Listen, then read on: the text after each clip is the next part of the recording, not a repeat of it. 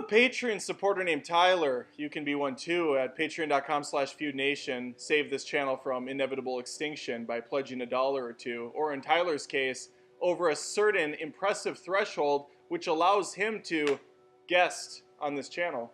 Topic of this episode is brought to you by Tyler. His idea, I went with it because, as I've stated, he hit a certain point where he can basically do whatever he wants to me. I'm like a prostitute. As long as he keeps it out of my hair, I'm willing to go the distance to keep this going. So we're going to be talking about shitty coworkers. I don't know how this is going to flow. It could be a total train wreck. It could be a nice tip of the hat. We'll see how it works out. But regardless, let's give some props to Tyler for at least putting himself out there. I'm here with Feud Nation to talk about garbage coworkers, and I came prepared with some moose head. So, let's get started. For those of you that don't know, I have a very long lineage when it comes to job work. I've had 800 of them. I mean, I'm over the top on this channel. It's more like 750. Either way, I've had a lot of jobs. Over those years of experience, I've procured a nice list of people I don't like. Some of these types of people aren't really relevant anymore to me, but I'm sure they're still out there. The first one I'm going to talk about is the chain smoker. I knew a lot of these people. I did a couple jobs where that was pretty much all I knew. Warehouse work, furniture mover. These seem to really draw in the smoker type. I don't know what it is. They're moving a futon and then they go outside. Fucking futons, man. Fuck. What's it even mean? What's it even worth anymore? I don't know if this is how they do it. It looks like I'm jerking two dicks off into each other. It seemed like they always got a pass. That's what pissed me off the most. Typically, it's because the foreman or the guy in charge of that department also was a smoker. So it was just like this acceptable rule. But if you show up like 2 minutes late, they're like, where the fuck were you? And I never got breaks at that furniture store. That's what really pissed me off. Joe Camel can go out there for 3 hours of his shift. But if Adam tries to take a 15-minute, which he's legally supposed to get, no, that's breaking all the rules. The first one I want to talk about is the guy who knows it all, but he knows jack shit. Okay, I get it. You know some stuff from the years you've been working. Not gonna doubt that. What I will question you on is, do you know your stuff? Are you going to try to fuck your way through this, or are you actually going to work?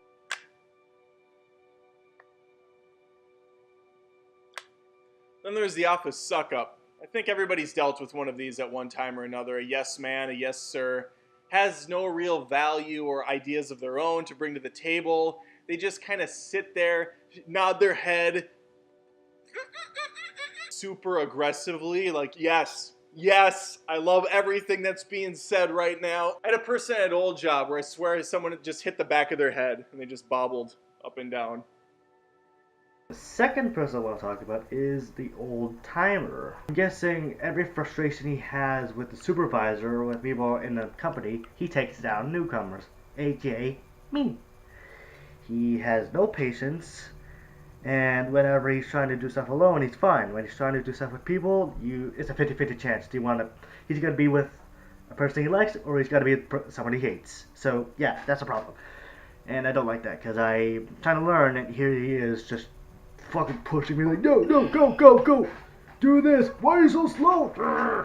And this person oftentimes is completely overlooked by the boss. There's always the guy, and I've never had a woman do this or be this way. I'm sure they're out there, but I've always had experience with guys who hate their fucking job more than life itself, more than their own existence. They come to work and you just think at any time they're gonna snap and shoot the place up. The ones that hate their fucking existence the most are the ones that stay on the longest. Of course, then you have the exact opposite of that guy, which is the person who spends every waking minute breathing, living, loving their job. And it could be the most low-paying, bullshit, crap job on the planet, and they're there. They are all invested in this position. This is like Devil Wears Prada shit. And yes, I have seen that movie multiple times. It's fantastic. Meryl Streep is a Hollywood icon. She's a national treasure, and she should be applauded for all of the great things she's done in Hollywood. She should be awarded many times over. Even if there's better people that year, better actresses, she should still get nominations even when she doesn't deserve it, because she's that damn good. She should be praised Oh, she is. I'm just being told that she actually is. That all those things. Okay, well, good for her. Anne Hathaway was good in Devil Wears Prada too.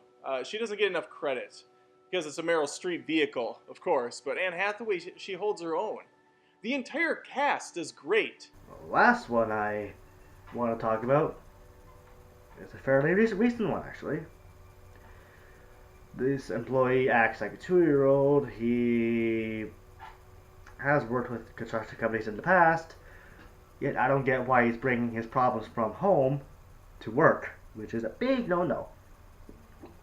When he doesn't get the things done, or when he wants to shit on someone else's work, he throws a tantrum, pretty much stomps his feet, and just walks away, or just likes to put someone down just because they didn't do something exactly what he wanted. I know what I'm doing half the time, but when he comes over and tries to judge how I work, even though I know what I'm doing, and he gets pissed off because I know what I'm doing is right, that's why I'm calling him the 2-year-old. The 2-year-old employee, who's pretty much 30 years old at this point, has a wife and is expecting a kid. Emily Blunt? How about a breakthrough performance from her? Out of left field, this woman comes in and just steals every scene she's in. Stanley Tucci, super underrated actor. He was a bit too much for me in the Hunger Games franchise, but Stanley Tucci is always on point. Even that little Adrian fellow from Entourage as the boyfriend does a good job. I should probably get back on topic. I had a coworker many moons ago who would always suggest really fucking terrible movies for me to watch. And then he would go as far as bring the movies in, even if I expressed zero interest in them. Hey, you're a movie guy, right, Adam? You should really check out this film from 1942 that's very obscure. Most critics didn't like, but I love it. I think you're going to hate it. Check it out. I mean, you're going to love it. Check it out, asshole. I think he hated me. It was like a punishment. So he's like forcing me to watch these crappy movies. That one's maybe a bit more obscure. Maybe not everybody's run into that person, but I think like there is a person like that in a lot of jobs where they don't necessarily force you to watch movies, but maybe they want to befriend you when you have nothing in common. They try to invite themselves over to hang out, go out for drinks, share music, share books, stories, whatever. And I just don't want any of it. It's like, I'm sure you're a great guy, Skip, but you look like a goddamn serial killer, Skip. And I am frightened for my life every time we are together alone in a room. I feel like you're going to wear my face around in a nightgown, singing Tale as Old as Time. Tale as old as time, true as it can be, barely even friends, that somebody bends unexpectedly.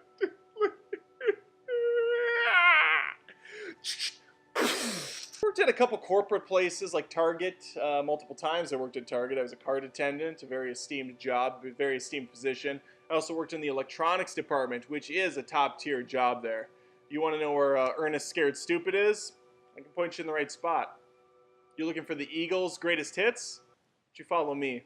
This was back when CDs and Ernest movies were at Target. The worst thing about those types of jobs, though, are the micro bosses. And there's like 20 of them on the floor at all times. And they all are trying to get their power, get their name out there. Whoa, hey, whoa, Adam, I noticed your shirt isn't all red with the khaki pants.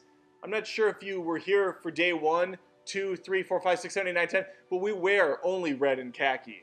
That's how people know who we are. And of course, we don't provide you with a red shirt and khaki pants because, what are we, a fucking charity? You can go buy your own red and khaki right here at Target with no discount because you're not really an employee yet. So buy that for full price. Make sure you wear it. And if you're working 5 days a week, you're gonna want to buy a couple. All right? We're not running the charity. Didn't talk about the bitchy coworker or the asshole coworker. I mean, they're kind of one and the same.